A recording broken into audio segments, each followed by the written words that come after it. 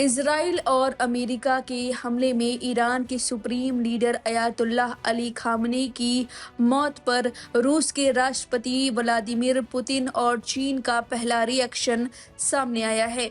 सबसे पहले बात रूस की करते हैं। रूस दुखी भी है और भड़का हुआ भी है।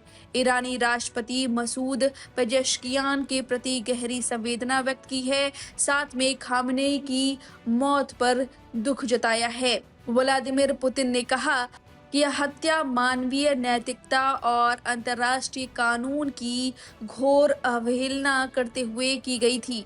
रूस में खामनेई को एक उत्कृष्ट राजनेता के रूप में याद किया जाएगा, जिन्होंने रूस और ईरान के बीच मैत्रीपूर्ण संबंधों को मजबूत करने में महत्वपूर्ण योगदान दिया। इस बीच ईरान के समर्थन में चीन उतर आया है। बल्कि चीन ने दो टूक कहा कि एक आजाद नेता की खुलेआम हत्या और सरकार बदलने के लिए उकसाना मंजूर नहीं है। चीन के विदेश मंत्रालय ने शनिवार को हमलों पर चिंता जताई और तुरंत सीजफायर की मांग की। सभी पक्षों से तनाव बढ़ने से बचने और बातचीत फिर से शुरू करने का आग्रह किया। उन्होंने कहा कि ईरान की सॉवरेनिटी, सिक्योरिटी और टेरिटोरियल इंटीग्रिटी का सम्मान किया जाना चाहिए।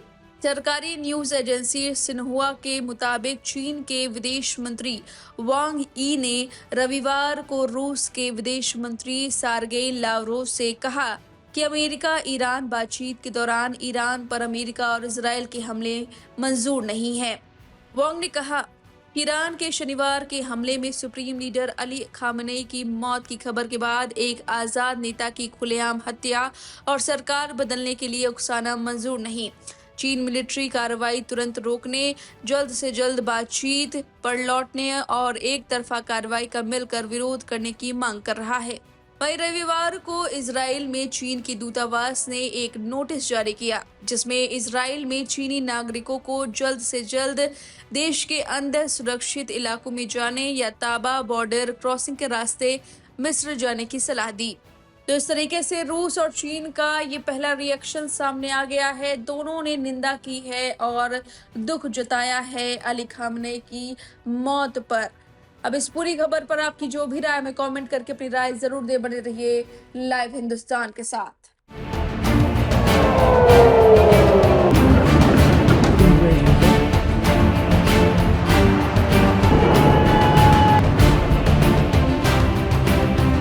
मिडिल ईस्ट में चल रहा युद्ध लगातार एक भयानक मोड़ पर पहुंचता जा रहा है। ताजा अपडेट ये है कि ईरान ने संयुक्त अरब अमीरात पर अब तक का सबसे भीषण मिसाइल और ड्रोन हमला किया है। इस हमले ने न केवल अबू धाबी की गगनचुंबी इमारत को दहला दिया, बल्कि पूरे इलाके के सुरक्षा ढांचे पर सवाल खड़े कर दिए हैं। इस संघर्ष के केंद्र में ईरान की वो आक्रामक नीति है, जिसमें वो अमेरिका के साथ सहयोग करने वाले पड़ोसी देशों को भी अपनी जद में ले रहा है।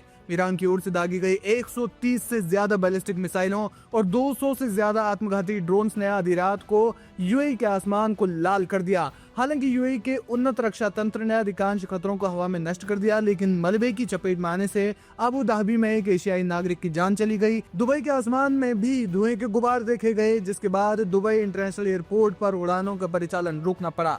इस आपातकालीन स्थिति को देखते हुए यूएई सरकार ने पूरे देश में रेड अलर्ट जारी कर दिया है।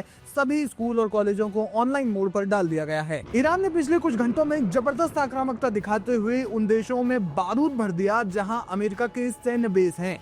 इसी बीच ईरानी हमलों से परेशान यूएई ने कहा है कि ईरान को अगर अमेरिका से बदला लेना है तो वो उस पर हमला करे, अपने पड़ोसी देशों पर नहीं। संयुक्त अरब अमीरात के राष्ट्रपति के राजनयिक सलाहकार अनवर गरगाश ने ईरान को चेतावनी दी है कि वो अपने पड़ोसियों को निशाना न बनाए और इस्लामी गणराज्य से समझदारी से काम लेने का उन्होंने आह्वान किया। उन्होंने कहा कि खाड़ी देशों के खिलाफ ईरान की आक्रामकता एक गलत अनुमान साबित हुई है, जिसने ईरान को एक नाजुक मोड़ पर और ज्यादा अलग थलग कर दिया है। उन्होंने कहा कि आपका युद्ध अपने पड़ोसियों से नहीं है। गरगाश ने आगे कहा कि अलगाव और तनाव की ओर बढ़ने से पहले तर्क की ओर लौटें, अपने परिवेश पर ध्यान दें और पड़ोसियों के साथ तर्क संगत और जिम्मेदारी पूर्ण व्यवहार करें। यूएई का तर्क है कि अगर ईरान की लड़ाई अमेरिका से है तो उसे अमेरिका को निशाना बनाना चाहिए, न कि निर्दोष नागरिकों और रिहायशी इलाकों वाले पड़ोसी देशों को। यूएई की कूटनीतिज्ञों का मानना है कि ईरान अपने आंतरिक विफलताओं और अमेरिकी दबाव का गुस्सा खाड़ी देशों पर निकाल रहा है। यूएई ने स्पष्ट किया कि वो अपनी रक्षा के लिए किसी भी हद तक जाने को तैयार है और अंतर्राष्ट्रीय समुदाय से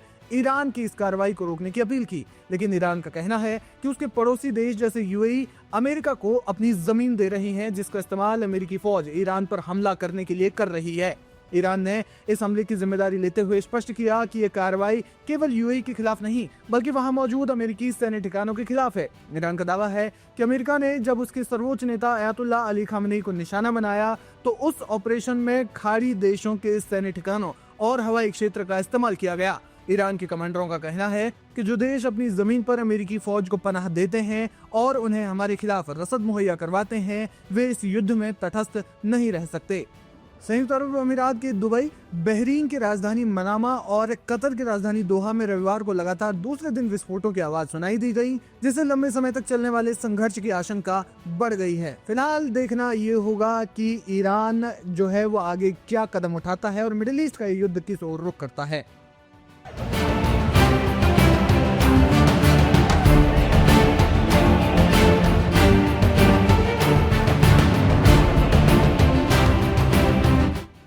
ईरान के सर्वोच्च नेता अयातुल्लाह अली खामनेई की शहादत के बाद पूरे विश्व के मुसलमान का रो रो कर बुरा हाल है।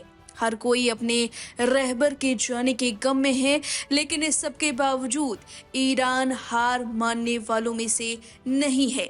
खामनेई की शहादत का बदला अमेरिका और इजराइल से ईरान लेकर रहेगा, केवल हथियारों से नहीं बल्कि अपनी सबसे बड़ी शक्ति तेल व्यापार से भी। जी हाँ, ईरान तेल के खजाने पर बैठा हुआ है और उसने दावा किया है कि ईरान ने अपने स्ट्रेट ऑफ हॉर्मुज को बंद कर दिया है। स्ट्रेट ऑफ हॉर्मुज यह समुद्री मार्ग उत्तर में ईरान और दक्षिण में ओमान के बीच स्थित है।